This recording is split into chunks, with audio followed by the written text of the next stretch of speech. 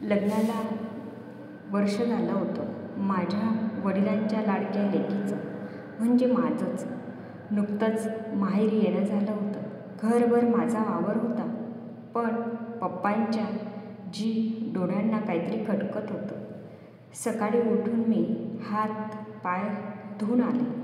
घरात टॉवेलचा ढीग होता, तरीही मी माझ्या बॅगेतून एक बारीक रुमाल काढला आणि चेहरा पुसला. पप्पांच्या मनात आलं, माझी लेक आता आपल्या घराचा टॉवेल वापरायलाही संकोच करते का? दुपारी जेवण झाल्यावर पप्पांनी मला प्रेमाने 1000 रुपये दिले. मी पैसे घेताना त्यांच्या डोळ्याकडे पाहिलं नाही. खाली मान घातली आणि हळूच पैसे खिशात टाकले. पप्पांच्या डोळ्यात पाणी तरळलं. ते मनात म्हणाले, पैसे घेताना कधीच नजर चोरली नाही हिने, पण आज ती दुसऱ्या घरची जबाबदारी घेऊन आली आहे, म्हणून हिचा स्वाभिमान तिला माझ्या नजरेला नजर भिडू देत नाहीये. त्या संध्याकाळी घर शांत होतं, पण त्या शांततेत पप्पांच्या मनात मात्र एक वादळ उसळत होतं. माझी लेक आता बदलली का? की मीच बदललेला काळ समजून घेत नाहीये? मी मात्र सगळं ओळखत होते, पण शब्द तोंडातून बाहेर येत नव्हते.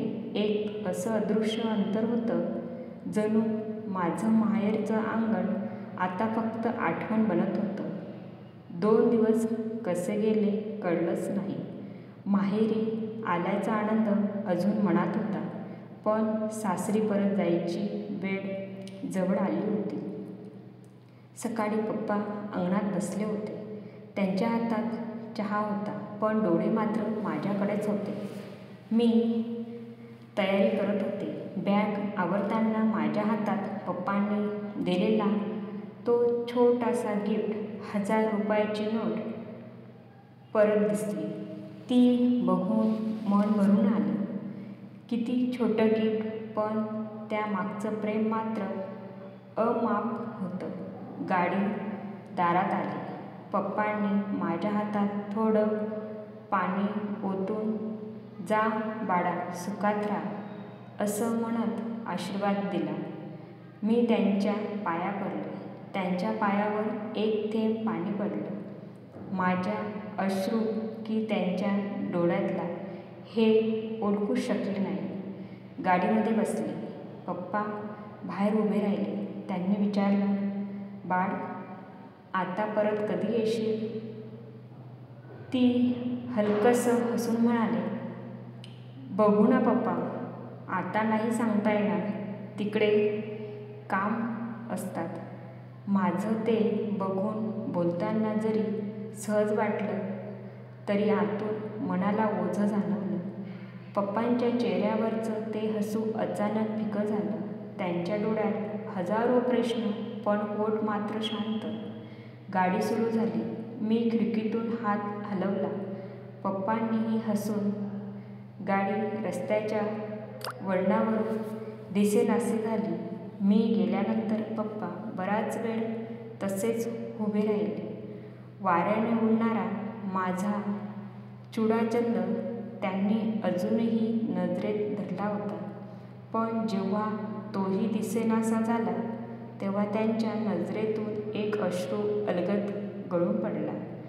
घरात परत येताना त्यांच्या पावलामध्ये एक रिकामेपणा होता.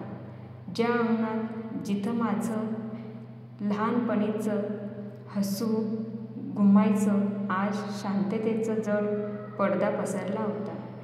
टेबलावर माझा आवडता कप ठेवलेला होता, ज्यात मी रोज सकाळी चहा प्यायचे. पप्पा थोडा जास्त साखर टाका ना असं हसत म्हणायचे. आज तो कप रिकामा होता आणि त्यांच्या मनासारखंच ओसाड ते हळूच माझ्या खोलीत गेले. बिछाण्यावर माझा उषा अजूनही तशाच ठेवलेल्या होत्या आणि त्यावर पडलेला एक केसाचा बारीक तुरा तो त्यांनी अलगद उचलला आणि डोळ्यात पुन्हा एकदा ओलावं आलं. ते स्वतःशीच म्हणाले. किती पटकन मोठी झाली माझी लेक. कालपर्यंत माझ्या बोटाला धरून चालायची, आज दुसऱ्या घरचं आयुष्य सांभाळते. मला वाटायचं लग्नानंतर मुलगी परक्या होतात, पण आज समजलं त्या परक्या होत नाही, त्या फक्त जबाबदाऱ्या बदलतात. पप्पांनी खिडकीजवळ उभं राहून आकाशाकडे पाहिलं. तेवढ्यात एक वारा आला. त्या वाऱ्यासोबत कुठून तरी आलेला हलका सुगंध माझ्या अत्तराचा. ते हसले आणि हात जोडून म्हणाले, देवा, माझ्या लेकीला सदैव हसत ठेव. तिचं आयुष्य फुलासारखं बहरू दे.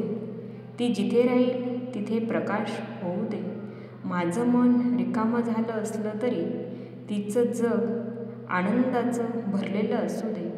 त्यांच्या डोळ्यातून पुन्हा अश्रू वाहू लागले, पण यावेळी ते दुःखाचे नव्हते, ते होते समाधानाचे.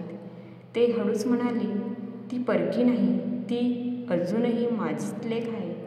पण आता ती फक्त माझी नाही, ती कुणाच्या तरी आयुष्याचं वैभव आहे. कथेचा शेवट. लेक परकी होत नाही, ती फक्त दुसऱ्या घराचं वैभव बनते. पण वडिलांच्या मनात ती कायमची छोटीशी लेकच राहते.